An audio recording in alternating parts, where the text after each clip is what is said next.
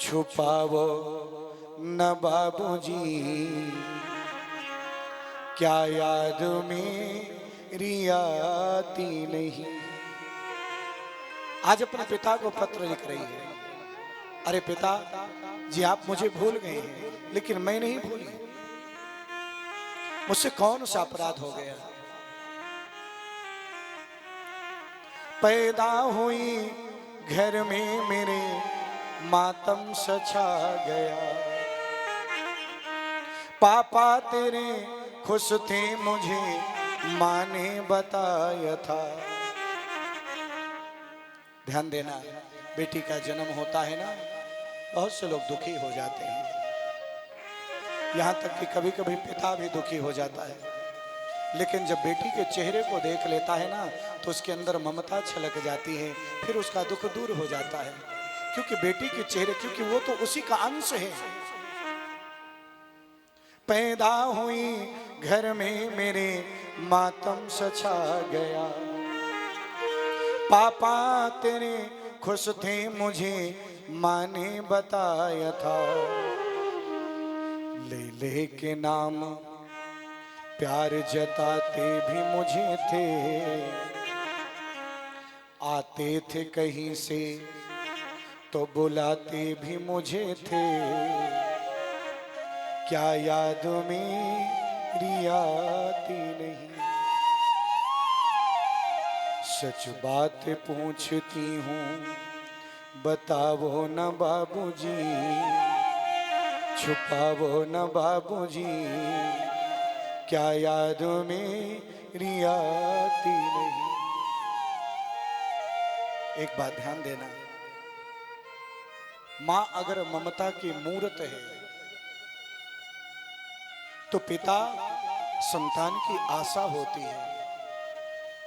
पिता कभी बाहर से आता है ना, छोटा सा भाई बालक होगा, उसको लगा रहता होगा मेरे लिए कुछ आ रहा होगा साथ में।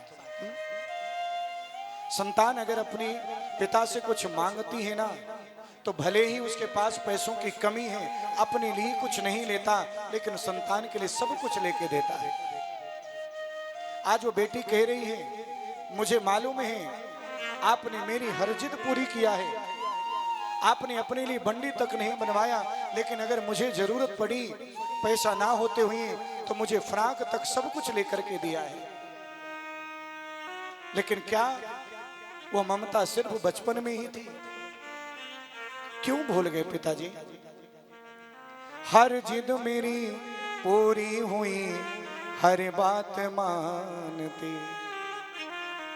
बेटी थी मगर बेटों से ज्यादा थे चाहते। घर में कभी दीपावली होली भी आई, संडे भी आया, मेरी फ्राक भी आई।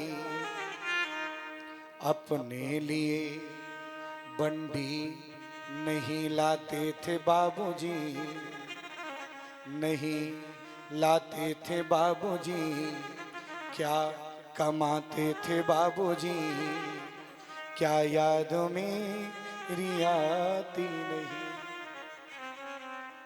अच्छा, ये जो भाव है, अंतिम जो पंक्तियां हैं किसी बेटी की, उसका उत्तर शायद किसी पुराण में भी नहीं है। बोलो जय श्री राम।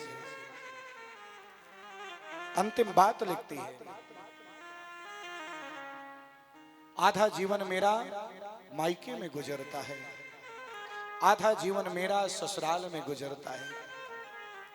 कैसी परंपरा है, किसी को बाहर नहीं जाना पड़ता, लेकिन जाना पड़ता है तो सिर्फ बेटियों को, और उस परिवार में जाना पड़ता है जहां की कुछ भी चीज उसको मालूम नहीं। कैसी परंपरा है ये, कैसा विधान है, पापा बताना कौन सा मेरा जहान है। आधा यहाँ आधा वहाँ, अधूरा है जीवन, पीहर मेरा पूरा है ना, ससुराल है पूरा। क्या आपका भी प्यार अधूरा है बाबूजी, अधूरा है बाबूजी, क्या याद मेरी आती नहीं। सच बात पूछती हूँ बताओ न बाबूजी, क्या याद मेरी आती नहीं। शायद इसका उत्तर किसी के पास नहीं। और हाँ, उस बेटी को त्याग दिया दक्ष ने। अपने पति के सम्मान के लिए माता सती ने अपने शरीर पर योगाग्नि को लगा लिया। शरीर जल जाता है, लेकिन उसको दया नहीं आई। भगवान शिव को मालूम पड़ा। जटाओं में से एक जटा निकाल करके पटका एक व्यक्ति पैदा होता है जिसका नाम वीरभद्र है, जिसने आक्रमण कर दिया, दक्ष यज्ञ को विध्वंस कर दिया और विध्वंस करके दक्ष के शरीर से सर को काट के यज्ञ कुंड में डाल दिया। सारे देवता आज भगवान शिव की स्तुति करते हैं, बड़ी सुंदर प्रार्थना करते हैं। और जब स्तुति प्रार्थना किया, भगवान शिव प्रकट होते हैं और मानो दक्ष के शरीर से बकरे का सर जोड़ा गया और वहीं पर यज्ञ की पूर्ति होती है। माता सती के शरीर को लेकर भगवान शिव घूमते हैं। शिव नारायण ने अपने सुदर्शन चक्र के द्वारा सती के शरीर के टुकड़े किए और जहां जहां वो गिरे वहां वहां पर एक एक शक्ति पीठ बन जाता है।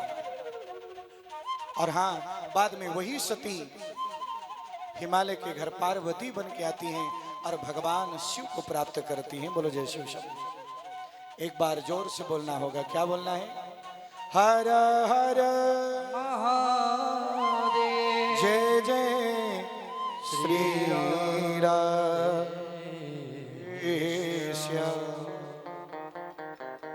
और हाँ, आज जानते हैं भगवान शिव का आपने सुंदर चरित्र सुना, बड़ा अच्छा लगा। आज आपको महाकाल की दिव्य झांकी का दर्शन होगा। अद्भुत झांकी।